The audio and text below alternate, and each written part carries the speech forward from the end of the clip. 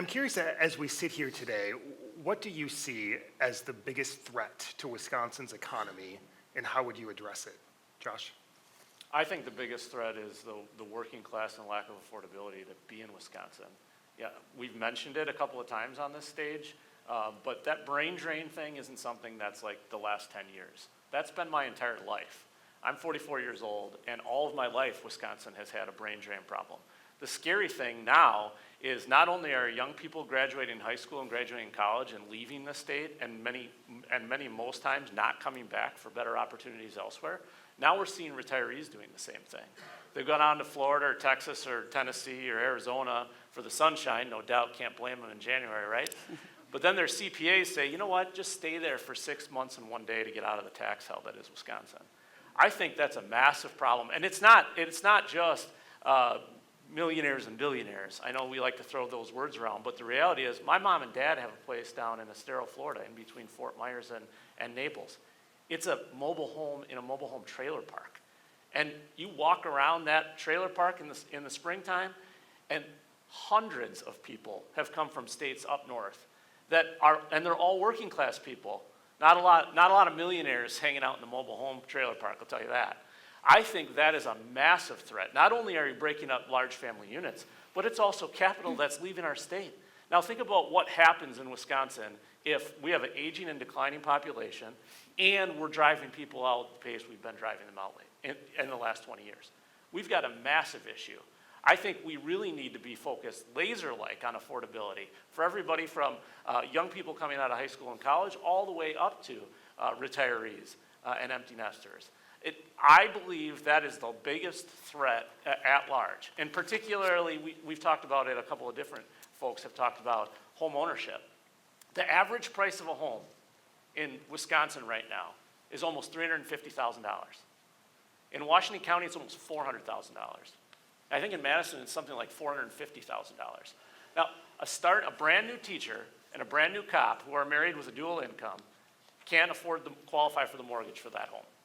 And God forbid they have a child and they're trying to pay for childcare, and they have utility bills that are going through the roof, and Verizon just had another increase in prices, not to mention Netflix. I know we laugh, but it's a problem. It's a massive problem, and I think if we don't get serious about addressing affordability, and I believe one of the biggest ways we can have impact on it is by deregulating to a large extent and lowering the tax burden and utility rates in the state. I think all of those things are massive threats. If our kids and our retirees keep leaving at the pace they are, our economy is next, and then the state follows. Francesca, biggest threat to the state's economy? Authoritarianism. I think we're watching wealth disparities grow. There is deep concern around communities not having basic needs met.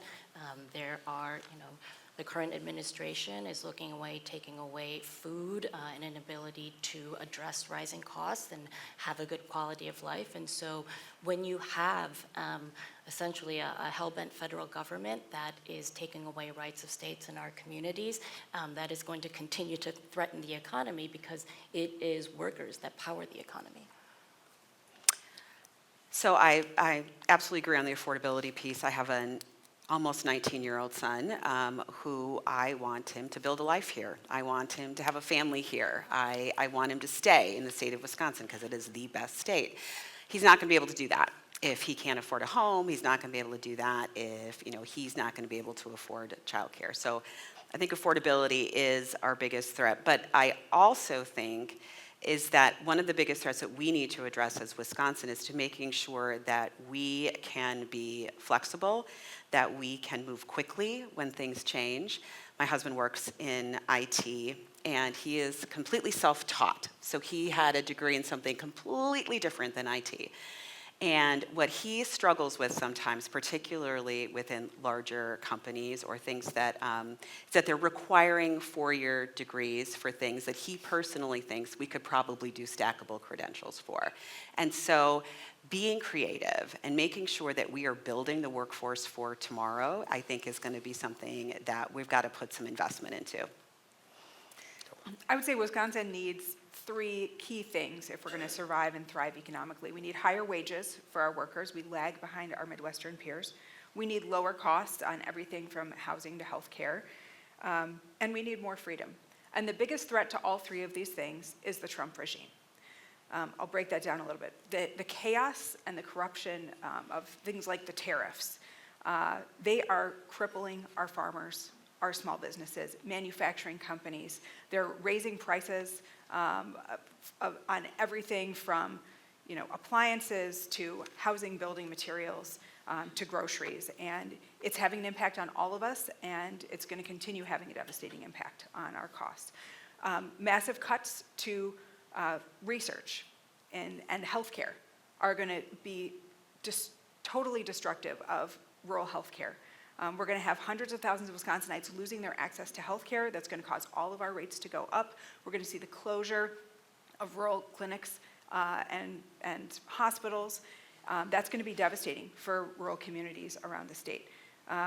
These immigration raids are having a terrible impact on our cities, on the ability of Wisconsin to attract the best and brightest from all around the world, which has been one of the very best things about our state and one of the things that has powered our economy.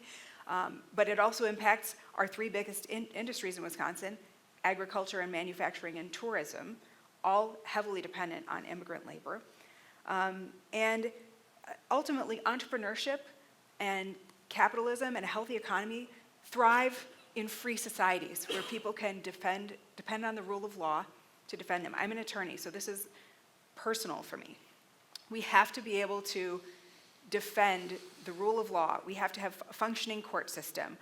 We can't be worried that if I try something new or I say the wrong thing, I'm going to be punished by the government. We need to have a free society that obeys democratic norms, and right now, Trump and his regime are our biggest threat. David, biggest threat to the economy. Whether we are talking about the federal government, our economy, our education system, our local units of government, the way that we interact with one another, I think it could be summed in one word: complacency. We can't continue to do the same work that we've been doing. We cannot continue to get involved and continue the status quo. Matter of fact, we should not no longer be defending the status quo, because we have to figure out how do we build new institutions that's going to benefit everybody. We see that public trust has been destroyed in government. Public trust has been destroyed, and even with our neighbors and those that we work with. And so for me, it's just making sure that we are putting something new on the table, making sure that when the tide rises, all the boats rise. And so the fact of the matter is that when we're talking technology, we're usually just talking about Milwaukee, Madison, and Green Bay is sprinkled into there. But how do we make sure that this is affecting and benefiting our entire state? We need to make sure that we are no longer complacent. We need to do things differently. We not only need to fight back, but we also need to make sure that we're putting a vision on the table that's going to bring more people into the fold. Missy. I think that the biggest threat is not believing that we should be investing in ourselves. And when I talk about investing, it's taking a dollar, like many of you all do, and turning it into multiple dollars.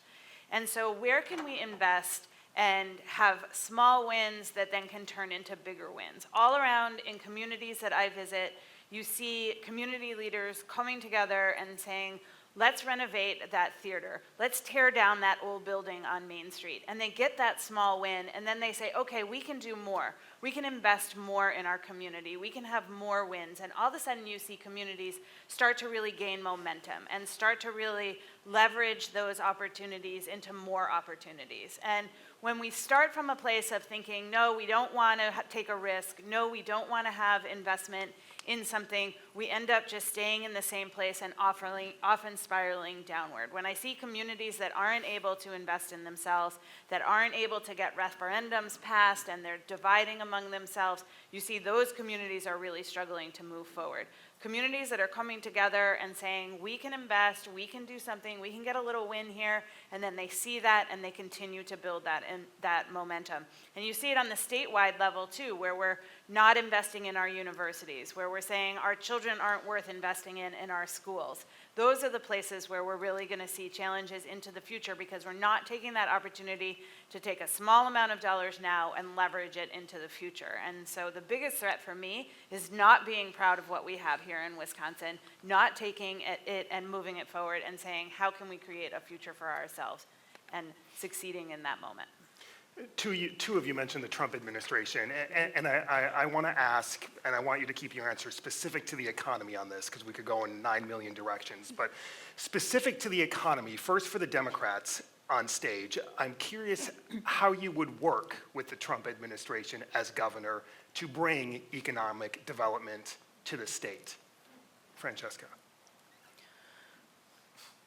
Well, it's always going to be difficult to work with a regime that is not interested in the best interests of your constituents. But I think in terms of the economy, it's really important to recognize that policies like implementing tariffs, when you have the current shutdown that is not funding our SNAP dollars right now, that is disrupting an entire ecosystem. And so fighting for some of our most vulnerable, ensuring that people understand that, not funding SNAP is actually not funding an entire ecosystem that impacts our grocery stores, the folks who are driving trucks, the people who, ultimately, we have to make sure that people have food. And so I think working with,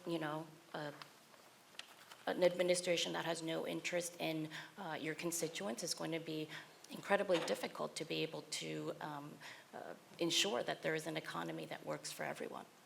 On the economy, how would you work with the administration? So one of the things that we're using the governor's office as a place to start advocating for consistency. So I've been an executive within very large businesses, and you do 3 to 5 year plans. You do your strategic planning, you're trying to figure out what you're going to be doing in the next several years.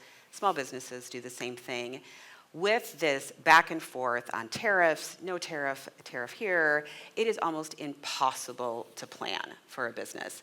And so that's why it feels like we're stuck, that people are neither hiring nor firing in a way. They're not really expanding what they're doing. And that's going to have an enormous impact on the economy within the state of Wisconsin. So putting pressure on our federal leaders to say we need some consistency in what the economic policy is going to be important from the bully pulpit of the governor's office. Looking to see if there are investments that we can use from whatever they're doing. For example, we currently applied for the Rural Healthcare Stabilization Fund to be able to help some of our rural healthcare spaces, because it's true, we are going to have rural hospitals and rural clinics close in the state of Wisconsin. It is going to be devastating for us, and all of these things, and they may seem tangential to the economy. They're not. They are absolutely not. They are structural pillars of our economy in the state of Wisconsin. And once one of those pillars falls, it is a domino effect, and it's going to affect all of us here. So really trying to make sure that we're putting pressure on our federal partners to have some consistency in their policy so people can plan. Kelvin, working with the administration. 2 things. Trump is a bully and an authoritarian. And I do not think that you beat a bully by giving in. So we need a governor who is going to stand up to the Trump administration when they are wrong and do everything in her power to protect Wisconsinites from the harm that they are foisting on us and on other states. And I think we are seeing other states do this. Look at J.B. Pritzker, look at Janet Mills, look at Gavin Newsom, right? There are governors who are standing up to him. At the same time, I've spent my adult life, the last 25 years, working in and around state government as a nonprofit exec, as an entrepreneur and small business owner, as an assembly rep, and now as a senator, getting things done. And I don't think I can maybe count on one hand the number of things I've gotten done with just Democrats. Pretty much, I have been able to deliver on all kinds of important, progressive, forward-looking issues, everything from reproductive rights to criminal justice reform, working alongside my Republican colleagues in the legislature, people that I might disagree with on damn near everything.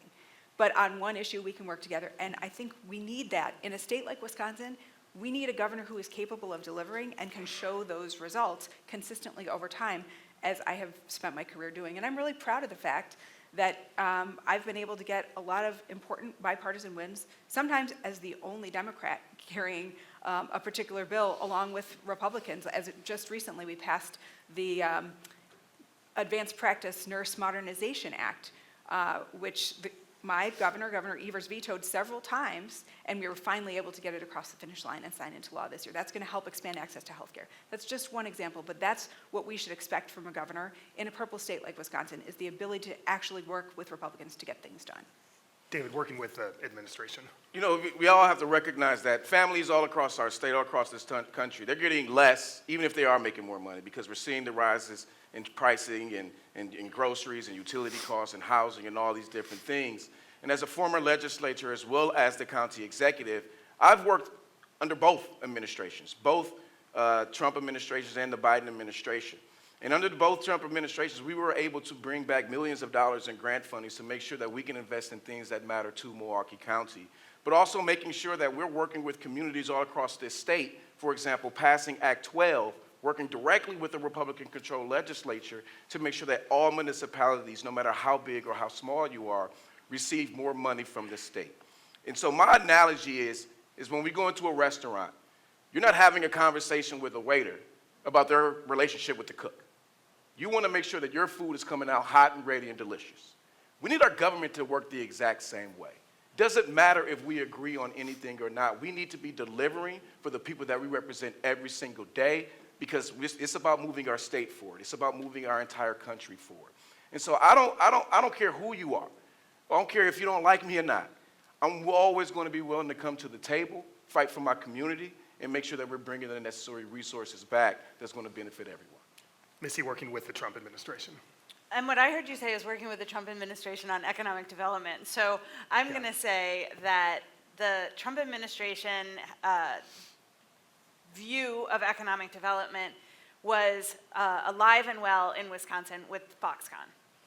Donald Trump said, we're going to bring Foxconn here, we're going to invest, and they're going to create 13,000 jobs, and it's going to be amazing. Wisconsin invested $1.5 billion worth of infrastructure and put itself on the line for an incredible amount of incentives. I had to come in and clean up that mess when I came into my role at WEDC. And we were able to finally fix that by having a great company like Microsoft come to Wisconsin, and that's a good ending to that. But the point of the matter is, Donald Trump believes in silver bullets. He believes in big, flashy things that are going to save the economy. What you have to do is you have to work at every level of the economy, from a small business on Main Street all the way to our biggest businesses and supporting them, and everywhere in between. And, you know, Donald Trump thinks you can do these big things and it's all going to be better, and we're all ending up paying the price for that. And so you have to have a governor who understands, like, no, that is not a silver bullet. We are not doing that. We're going to keep working hard to create the quality of life that keeps people here, that keeps our communities strong, and make sure that we have access to good jobs within our communities, healthcare, childcare, and education within our communities, and that's how you build an economy. Josh, I'm going to flip it for you a little bit because this is too easy, a layup for you. As a Republican, how would you push back against the Trump administration on policies, whether it be tariffs or you name it, that could economically hurt the state of Wisconsin? Well, the changing of the tariffs is what's been difficult. And what I hear from manufacturers and agriculture alike is the constant give and take. But let's face it, the world economy, the changes that the world are going through right now, are massive and drastic, and it's not a Donald Trump thing, it's a global thing. The only country worse off than the United States in terms of their demographics in the next 50 years is China, because they spent 40 years killing their babies. We've got a massive global issue that's happening, complete change to the global markets and the economy. So I do think having a little bit more steadiness is something that's necessary, but I want to address something that the senator mentioned. My governor, Governor Evers, he's our governor. And David Crowley is right. Like, we need change. The status quo isn't working. The establishment has failed us in many ways, which is why we need a Republican.